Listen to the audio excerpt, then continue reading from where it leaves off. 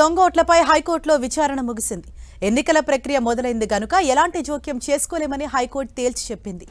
Vote చోరీ జరిగిందంటూ BRS వేసిన lunch motion పిటిషన్పై జరిపిన విచారణలో కేటీఆర్, మాగంటి సునీత తరపున న్యాయవాది శేషాద్రి నాయుడు వాదనలు వినిపించారు.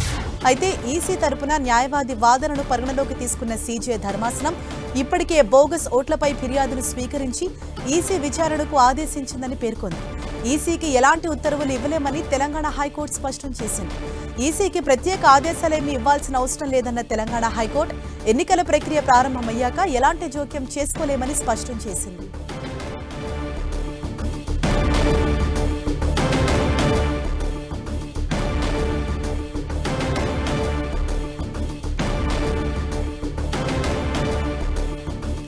జూబ్లీహిల్స్ ఫేక్ ఓటర్ లిస్టుపై ఎన్నికల అధికారులు ఇటు సీరియస్ అయ్యారు. ఈసీకి ఎలాంటి ఉత్తర్వులు ఇవ్వలేమని ఇప్పటికే తెలంగాణ హైకోర్టు స్పష్టం చేసింది.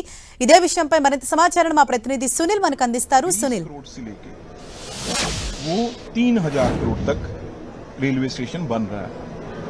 छोटा ఇప్పటికే ఎన్నికల షెడ్యూల్ విడుదల చేసిన నేపథ్యంలో పెద్ద ఎత్తున బోగస్ ఓట్లు నమోదయ్యాయి. దీనిపై ఎలక్షన్ కమిషన్కి ఫిర్యాదు చేసినప్పుడు కూడా ఎలాంటి చర్యలు తీసుకోవట్లేదంటూ కూడా బీఆర్ఎస్ వర్కింగ్ ప్రెసిడెంట్ కేటీఆర్తో పాటు మాగంటి గోపీనాథ్ భార్య మాగంటి సునీత, ప్రస్తుతం జూబ్లీహిల్స్ అభ్యర్థిగా ఉన్నటువంటి సునీత ఇద్దరు కూడా హైకోర్టులో లంచ్ మోషన్ పిటిషన్ దాఖలు చేశారు. దీనిపై chief justice bench, Aparesh Kumar bench విచారణకు స్వీకరించిన తర్వాత మధ్యాహ్నం 2:30 ప్రాంతంలో ఈ పిటిషన్ విచారించింది.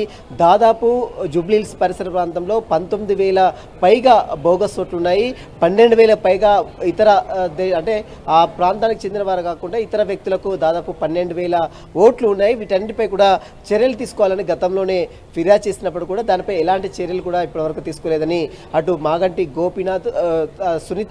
సునీత మరోవైపు కేటీఆర్ తరపు న్యాయవాది Seshadri Naidu supreme court senior counsel వర్చువల్లో తన వాదనలు కూడా వినిపించారు. మరోవైపు ఎలక్షన్ కమిషన్ దీన్ని ప్రతివాదనలు చేర్చిన నేపథ్యంలో ఎలక్షన్ కమిషన్ కూడా దీంట్లో తమ వాదనలు కూడా వినిపించింది. ఎక్కడ కూడా బోగస్ ఓట్లు అనే దానిపై ఇంకా తమ ఫిర్యాదులు స్వీకరిస్తున్నాం. ఇప్పటికీ మొత్తం కొత్త ఓటర్లు దాదాపు 18 సంవత్సరాలు వయసు నిండినటువంటి వారు నమోదు చేసుకున్న ఓట్లు మొత్తం 8,000. అయితే 12,000 అని బీఆర్ఎస్ నేతలు చెప్తున్నారు. అదంతా కూడా పూర్తిగా అవాస్తవం. ఇప్పటివరకు అయితే కేవలం 8,000 ఓట్లు మాత్రమే నమోదు చేసుకోవడం జరిగింది. అది కూడా 18 సంవత్సరాల వయసు నిండినటువంటి వారు వ్యక్తులు. ఇక ఫిర్యాదులు మొత్తం కూడా స్వీకరిస్తాము.